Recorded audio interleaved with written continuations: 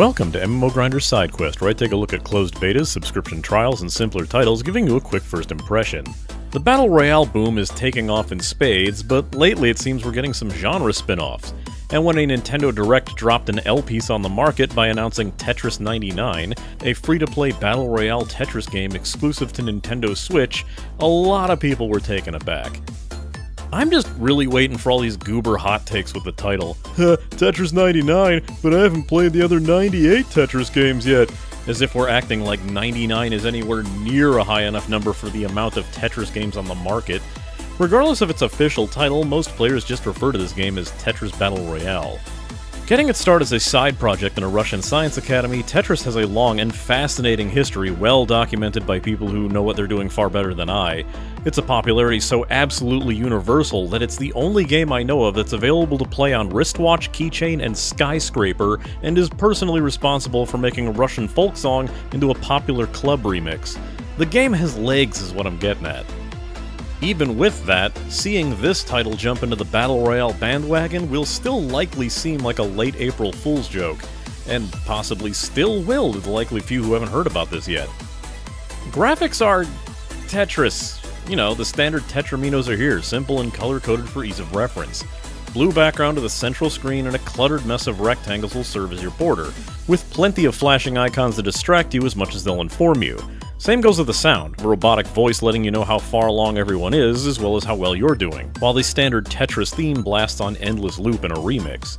This is all very standard and simple. If you're looking for a fantastic evolution of graphics and sound to the Tetris universe, you're gonna have to play Tetris Effect on every other system but the Switch, because no one's playing this game to stimulate their senses.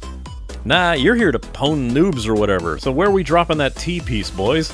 Tetris remains Tetris for the most part here. At its very core, you still have a game where you drop puzzle pieces in a steadily increasing pace. Fitting together a solid line from left to right will cause that line to disappear. You rack up more points by removing more lines at once, with the highest possible 4 lines being referred to as a Tetris. But even that isn't 100% accurate to the way that Tetris 99 plays. In order to have players be able to be eliminated from the match, players will send the lines that they clear off to other players with extra bonuses for higher and quicker clears, consecutive clears, and even that fancy T-spin garbo. Once a player loses of their own accord, or is forced off the map by too many junk lines, they're out and they can leave the match to start anew. During play, you have several ways to attack other players. By standard, you're set to random, sending your trash blocks to players completely at random, which is fairly useful for keeping yourself out of the spotlight at first. Instead, most people find it better to start on setting it to KOs. That way, all of your trash will be sent to whatever player's nearly topped out, and you'll get credit and badges for taking them down, letting you send even more trash blocks over to your next victim. If you'd rather take the power away from the match's current top dog, you can switch to badges, targeting the strongest player in the match and granting you their badges upon their defeat for a massive power boost. If you find yourself as the top dog in the match now, and therefore the target of quite a few players, you can switch to attackers and send trash blocks to every player that's currently targeting you. Especially discerning players can manually target any player they desire by highlighting them with the left stick.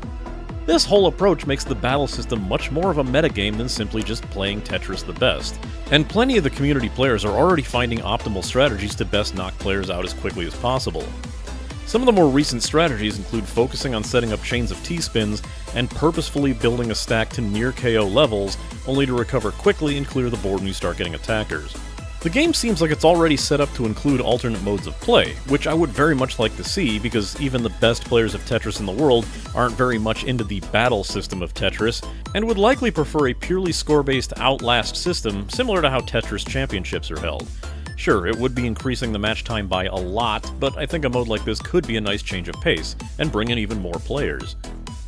While not exactly setting the Battle Royale world ablaze in the same way that Fortnite or Apex Legends did, Tetris 99 proves the concept can be popular and intense when you really think outside of the shooter box. Player numbers likely aren't what they would be if the game wasn't currently a Nintendo Switch Online exclusive. It's no reason to go out and get a Nintendo Switch, but it's likely the best incentive to bother getting Nintendo Switch Online, since it is free to anybody with a service. Personally, I get a bit of enjoyment out of the game. I'm not very good at it, and I've only ever done as best as I did during my first match, but now with all the metagamers showing up, it's getting almost impossible for me to break the top 50. It's fun as a distraction, but you're definitely going to want to bring your A game if you plan on coming out on top. This has been an MMO Grinder side quest, and it's time I logged out.